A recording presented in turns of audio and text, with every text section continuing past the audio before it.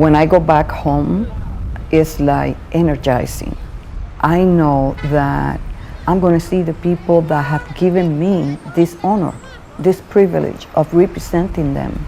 People really cause this reaction in me, and you make that connection, that link, and that really keeps my sanity. That's all my district right there. You know, the other side of the Williamsburg Bridge. The less desirable part of the city. And now, it's the most desirable. Nydia is from the generation where you never forget Puerto Rico. You never forget your roots. Hi, how are you? I'm good. I'm good. Yes. Oh, excuse me. How are you? Fearless when it came to protecting the rights of people. When she speaks, people listen. She has a seat at that table of power. When I got here 18 years ago with Nydia, January of '93, the Small Business Committee was an unimportant committee. The day that she won was a game-changing moment for women. We knew then that it could be done. Like brothers and sisters, sometimes we disagree, but we never disagree on what's the best for the communities we represent. In New York City, many seniors are burdened by the high cost of housing and are seeing their budgets stretched thinner every day. Nydia has, in great measure, picked up the fight for those who cannot speak for themselves.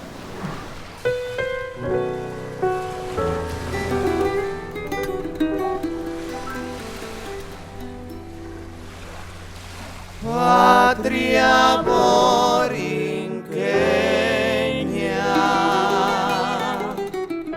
Nestled in the Taíno land of Yabucoa, Tierra de Yuca, a small town known as the Sugarcane City, emerges where the valley and the rivers and the mountains all meet by the Caribbean Sea. One of 9 siblings, Nydia Velazquez is born in 1953 in Yabucoa. We were very poor in a large family, 9 children. I didn't see my father that often. Like, he used to leave very early during the weekdays, 3 in the morning, and come home basically around dinner. As the head of a large family, Benito Velazquez struggles to make a living working in the sugarcane fields.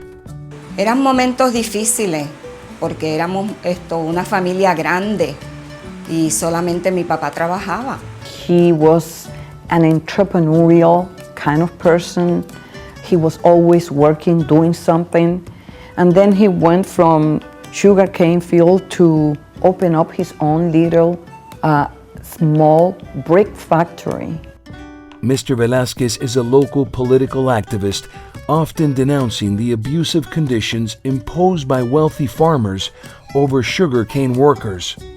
Political debates at home and occasional town rallies begin to grow an awareness in young Nydia. He was very active in this political party, the Popular Democratic Party, and he used to give these incredible speeches in a flatbed truck, and they used to organize what they call mítines, you know, these like caravans, and then they all came together to meet at my father's patio, and politicians were there, the mayor, senators, giving speeches, and at a very early age, I got so excited.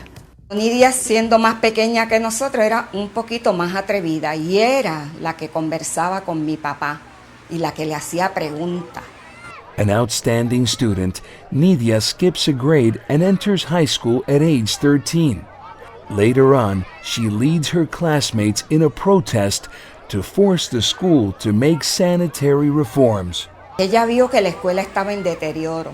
Fue y se comunicó con el director y el director no le puso atención. Y entonces Nydia movilizó los estudiantes y organizó una marcha. Esa era Nydia.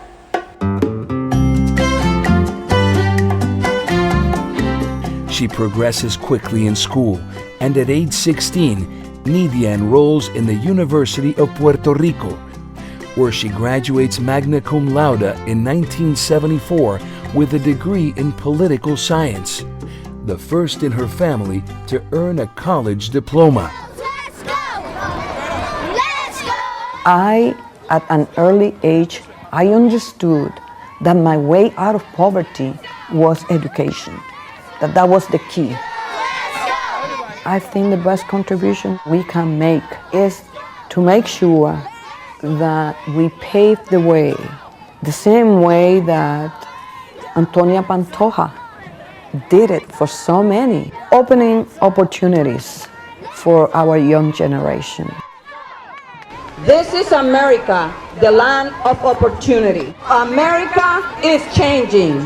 It's more like them and me. So thank you, parents, coaches, managers. Thank you so much, because this is our future right here. Que Dios los bendiga.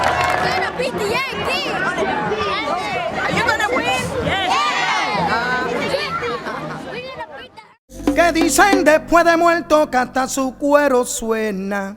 With a scholarship to New York University where she'd earn a master's degree, Nydia Velazquez arrives in the biggest Puerto Rican city in the nation. El chivo cambió de nombre.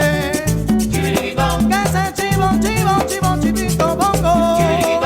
El chivo no se vacuna. We knew we were migrating. We agreed in Puerto Rico that we were going to meet in New York. We moved to a building in the village. We had a little commune of people who lived there. She lived with her two roommates, Betsy and Vivian. A very good friend of ours, Jeanette Rosselló, who happens to be Pedro Rosselló's sister. She was going to school with me. She lived in the same building, and a number of other students at NYU. But politics is not yet on the table as a career, and convinced that her call to service belongs to the classroom's podiums, Nydia returns to Puerto Rico to teach at the University of Humacao. She thought of herself more as an academician than as a politician. But she was always very, very political and very in charge.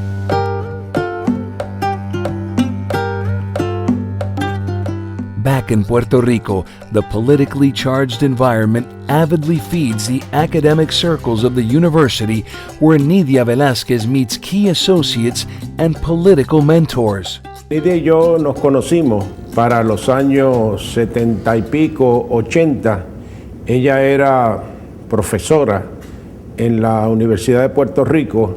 Un amigo mutuo me la presentó y ahí empezó una amistad entre nosotros. Ella me pareció una persona íntegra, de mucha fuerza, preocupada por los problemas de Puerto Rico. Governor Carlos Romero Barceló is in power when the events of El Cerro Maravilla bring the country to one of the most controversial political moments in its history. The politics in Puerto Rico were very oppressive. Every single day, 364 days, people were immersed into these political fights. Era un ambiente difícil, porque Carlos Romero Barceló fue un gobernador muy duro y muy fuerte. Había que tener determinación y coraje para luchar dentro de ese contexto. When I left Puerto Rico, I left because I was searching for a place where I could feel that I had the freedom to do whatever I wanted to do. I was looking for a space that gave me the opportunity to grow intellectually without fear. And I had this contradiction because my father was more conservative and I was more liberal. And so there was this conflict. And so I thought that maybe if I broke away and left my family and came to New York, then maybe I will be able to find myself.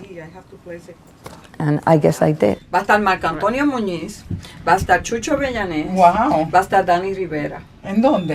En New York. Wow. So, Va a tener Bohemia esta yeah. noche. Mhm. Nidia va a tener un concierto.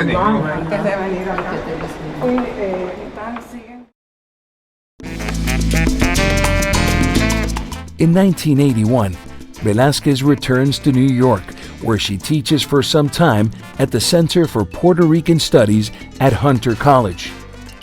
Out of the classroom, Velazquez finds herself gradually involved in grassroots clubs, expanding on her natural instincts as a community organizer. And when I went to Williamsburg, I saw the Puerto Rican community.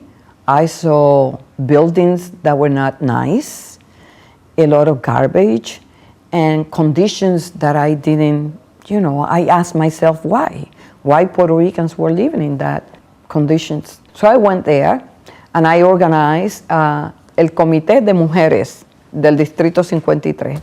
People responded to her, and she was active in the community, providing service. More minority candidates are running in New York local races during the 80s, forcing their way into the political system. An increasingly active Nydia Velazquez moves well into the changing map of new electoral alliances, often crossing ethnic lines in support for non-Hispanic candidates in key races. And I decided to get involved in Congressman Town's campaign, help this person get elected. He needed the Puerto Rican vote, he needed the Latino vote. He won, and he hired me to deal with Latino issues in his office. Nydia is the kind of person that has a way of, sort of getting you to move in projects. She's a coalition builder and has the skills to sort of pull people together. Providing her official entrance into politics, the newly elected Congressman Adolphus Towns would become a key associate of Velazquez. We hired her as a representative in the office in terms of as a liaison to the community. That was the title. But after a very short period of time, we realized that she was very, very special and had a lot going for her. A year later, a seat at New York City Council becomes available, and Nydia Velazquez is appointed councilwoman, the first Latina to serve on the city council. By 1986, her friend and mentor Rafael Hernandez Colon is re-elected governor of Puerto Rico and appoints Velazquez to bring a new direction to the Department of Puerto Rican Community Affairs in New York. El problema es que habíamos muchos puertorriqueños allá, pero no votaban. Y entonces había que convencerlos para que se inscribieran, había que irlos a buscar. But as its director, Nydia Velazquez has a more ambitious program in mind. By being Puerto Rican born, the issue of political representation couldn't possibly be dismissed. And I thought that the way to empower them was politically. That if Puerto Ricans went from being invisible, given the numbers that they had, to become a political force. Under the leadership of Nydia, became the center where Puerto Ricans will come to fight about social issues in New York. Velazquez seizes on the opportunity and launches a full voter registration campaign called Atrevete, aimed at energizing the New Yorican voter base. The program would turn to be more than an invitation to dare. That was incredible because she knew where the empowerment was. She quickly identified that there could be no greater assistance than to get them registered to vote. She conceptualized and executed the first big-scale voter registration drive in the Northeast. What Nydia did was to make a very lonely act, which is to register to vote. It's a 1-minute activity, into a powerful step. Se logró la inscripción de cientos de miles de puertorriqueños, adquiriendo de esta manera ellos un poder político que ahora se refleja en las posiciones que ellos adoptan y defienden en el Congreso y en otros foros gubernamentales. She created a new awareness, not only among the electorate, but also among the leaders who now understood the constituency was ready and that they could run in non-traditional places and win. It's also a call to action to those who didn't want new people involved in the political process, who didn't want a large Puerto Rican electorate to make decisions on who should represent them and what should communities look like. And she created all of that, and quite frankly, got a lot of crap for it. Because I have to go Friday to an organization. We deal with issues that maybe 20 years ago, 30 years ago, we didn't deal with, the Congress. And we are forcing debates that take into account the contributions that every part of America is making for this nation. Sí, me esperas aquí.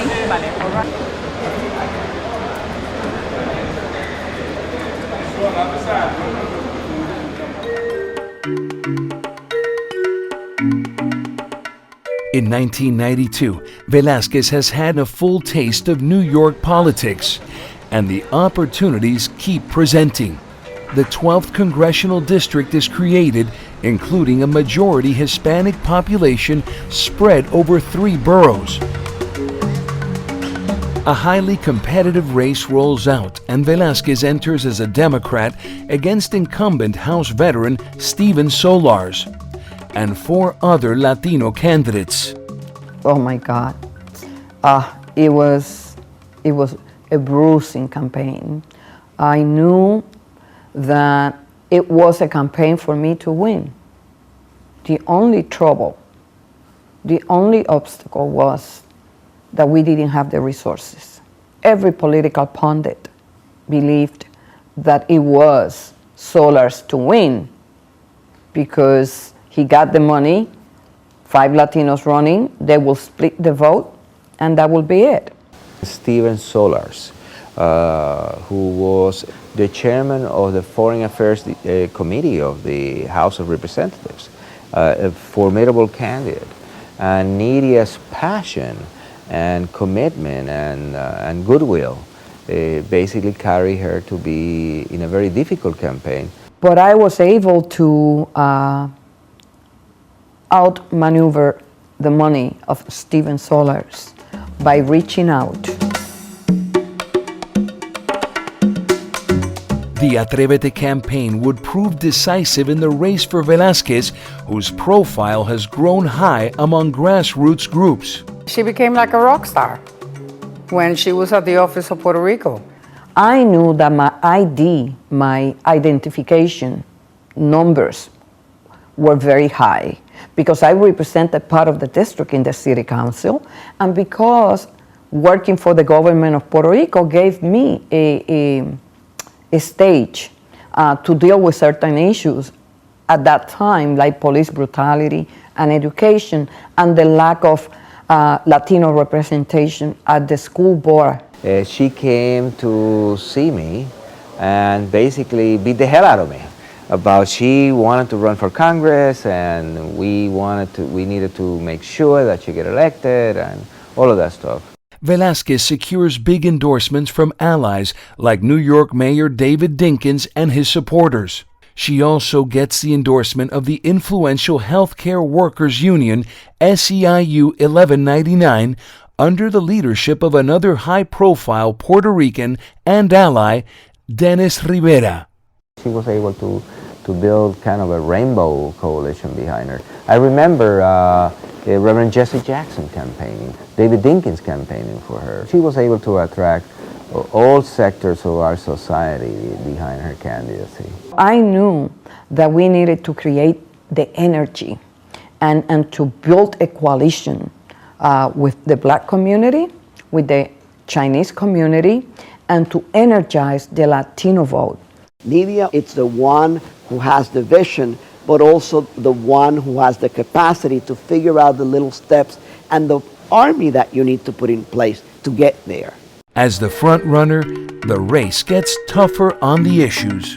I remember when they built a wall in a school in Williamsburg to separate Latino girls from the Hasidic girls. And we got involved and we had these rallies and so on. So all of that gave me the type of profile that Stephen Solar didn't know, because he didn't know of any of those issues. And it gets personal.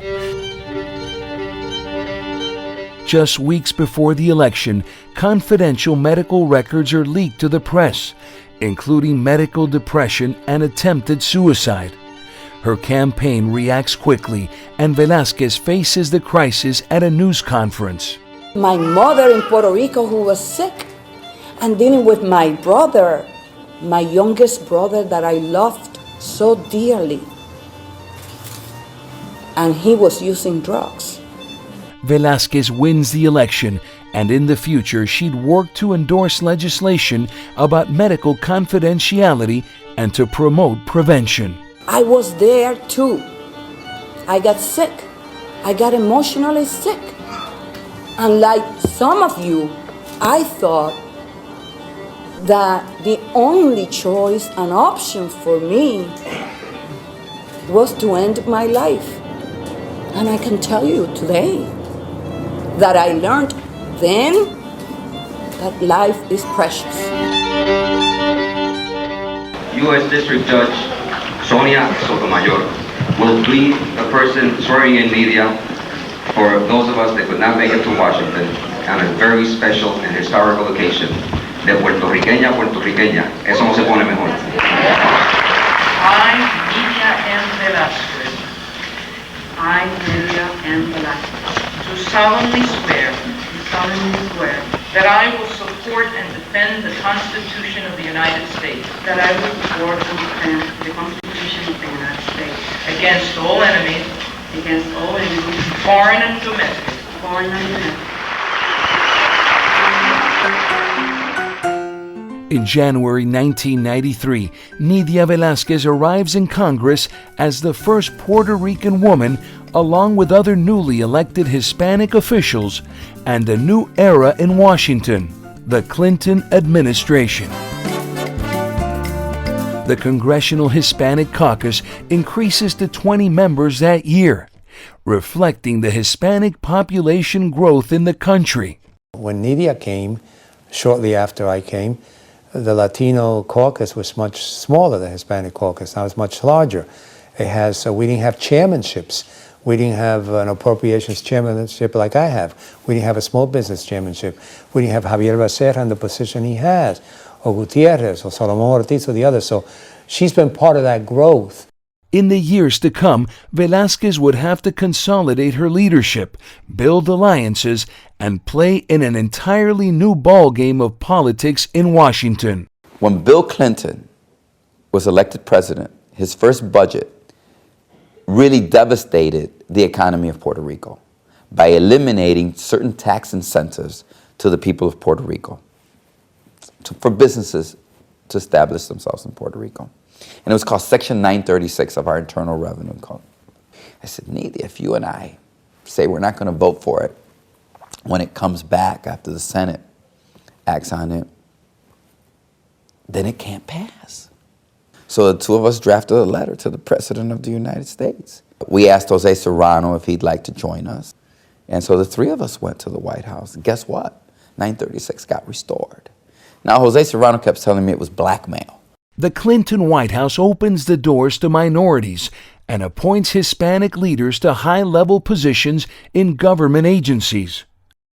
A Republican-dominated Congress doesn't diminish Velazquez's ability to negotiate and get funding for very important projects.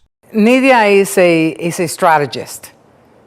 She is at her best when she is looking at the big picture and trying to figure out how to get the desired outcome. We were going in a direction to try to make sure that Hispanics were never left out of that discussion, whether it's immigration, economic development, job training, educational opportunity, business advancement and economic development, or whether it has to deal with creating a better balance in what we do in our laws that regulate telecommunications.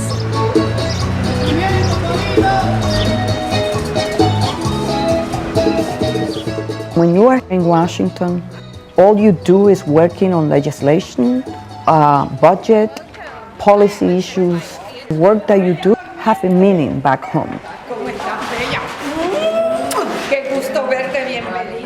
Back at home in her New York district, Congresswoman Velazquez keeps fully engaged with the community. In spite of district redrawing that leaves her district with smaller Hispanic population, Velazquez would prove stronger in 1998 and in the future. Nydia comes to New York every single week of her life. She spends time in her district. When there is no session, she is going from activity to activity in her district and throughout the country. Nydia has the ability to get down, if I might say, to people in the community and at the same time be in the highest places. It's very easy in Washington, D.C. to become overwhelmed by the power of the presidency. It's not overwhelming for her. And she can make sure that it doesn't cloud her judgment. And you need a certain level of maturity and sophistication to be able to prosper in that environment.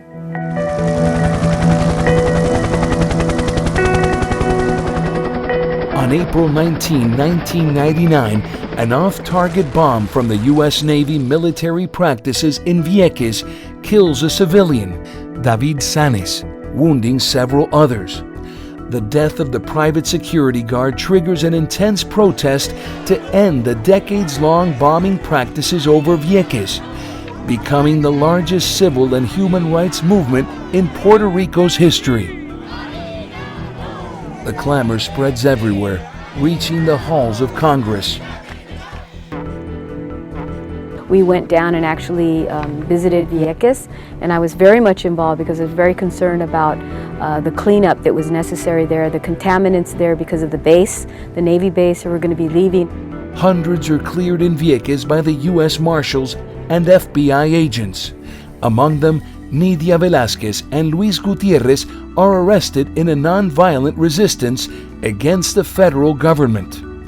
And so I went down there as part of a group engaged in civil disobedience. I called Nydia and told her I was going. She joined me a day later. She was there with people blocking the main entrance. I was inside. We met at the end on the boat, both of us handcuffed. After the congressional hearings, the crisis ends in an arguable agreement between the Clinton administration and Puerto Rico's governor Pedro Rosselló that postpones till the future a fair solution for the island. We are also here to shine greater light on the events that transpired at the end of April, when naval, military police, and U.S. Marshal displayed a total disregard for human well-being by applying brutal force against thousands of its own citizens. These actions were outrageous and have absolutely no place in our society. The event that precipitated this was the Navy's decision to once again play Russian roulette with the well-being and security of the almost 10,000 U.S. citizens of Vieques. By resuming its bombing on the island, the Navy continues.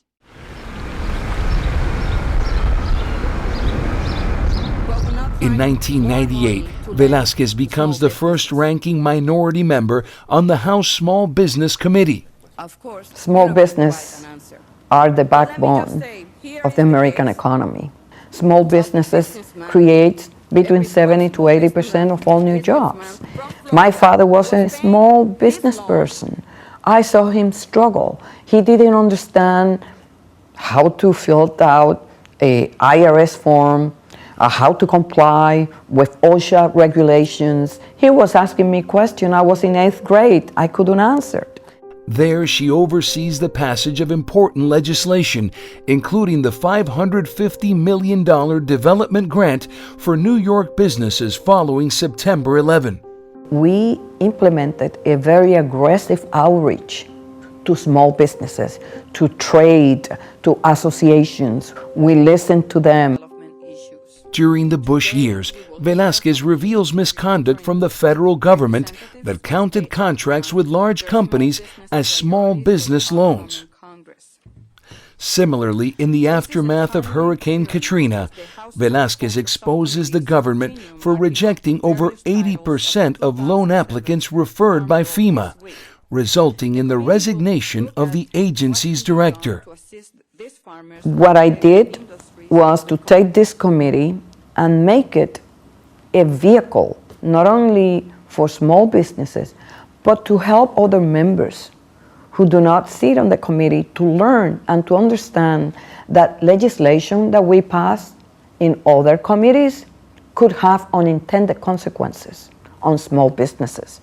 I have taken it upon myself to educate other members and for me to be the voice of the small business community in our nation. She's out there coming up with ideas, actually sitting down with members of Congress, convincing them to move to do certain things on behalf of the small business community. And she's one of the leading experts on small businesses. And so during this tough economic time, she's someone we all look to for guidance on how best to create jobs. An audacious reputation surrounds now Congresswoman Nydia Velazquez, a Democrat rising power in the House with a solid voting record, including a no vote against the military invasion of Iraq. She is a woman who knows why she's here. She has a vision about America and about the aspirations of the people she represents. The agency should not embrace non-depository. We regulated the banks. Apparently there were not enough, or the lack of oversight that brought upon us this economic mess. Yes. Velazquez's national profile increases, and with it, a powerful advocacy of Hispanic and minority issues. That's the beauty of Nydia Velazquez, is her ability to say, look, this is not just a local issue. This is not so specific to our communities. This impacts everyone. It's always going to be a question of fairness and a question of justice. Her leadership has brought to the Hispanic caucus a strength, a focus, a determination, that's a word always used for Nydia, to get the job done. This has always been your campaign. So to the 18 million people who voted. In 2008, a new presidential election re-energizes the country. After standing for her longtime ally, Senator Hillary Clinton, in the primaries, the prominent Hispanic leader joins the support of Barack Obama. It is this practice of neglecting small businesses that has resulted in unemployment rates skyrocketing to a 4-year high. We cannot afford more of the same. When Obama won, we were all thrilled. Most importantly, we knew that he won with big support from the Latino community. In March 2009, the Hispanic caucus meets with President Obama to make the case for an immigration reform. I remember very, very early on, we had a Democratic caucus meeting. The Democrats had all gotten together on a retreat. And it was almost like the president saw Nydia, Nydia saw the president, and I could see, President Barack Obama kind of walking over to Nydia as the president and going and grabbing her right by the arm and giving her an embrace, right? And thinking and I remember Nydia grabbing his arm and saying, when are we going to do a comprehensive immigration reform? I stand with Nydia Velazquez and others who have taken leadership on this issue. And I think that Nydia uses that. very, very well on behalf of our caucus. And I'm so happy that at this particular time, she's at the head of the caucus. It's a good time. We need somebody strong. And President Barack Obama consistently has said that he is going to lead the way for comprehensive immigration reform. I believe that President Barack Obama is a man of his word. Nydia does not take no for an answer. She brings a dynamic that's never been there before. I think that has been felt by all members of the Congressional Hispanic Caucus. I think our influence, our credibility has been enhanced, and we've been more effective than we ever have been. The 2010 Arizona law has charged the immigration debate, and a comprehensive reform in Congress could anticipate a fight as fierce as the one for health care reform. It's very frustrating. We all know, Republicans and Democrats alike, that the immigration system is broken. It's really sad that people do not take a moment to put politics aside and just approach this issue with objectivity, in the sense that what is the right thing to do for the country, for our economy, for our national security, and for the 12 million undocumented with their children who live in the shadows in this country. The issue of comprehensive immigration reform is something we will work on until we get it done, and we want that to be sooner rather than later. The Arizona law is outrageous and something that does not represent America. What we do need is comprehensive immigration reform in this country. We need an earned path to citizenship, and we need a policy that's going to focus both on family reunification and also focus on the economics of immigration.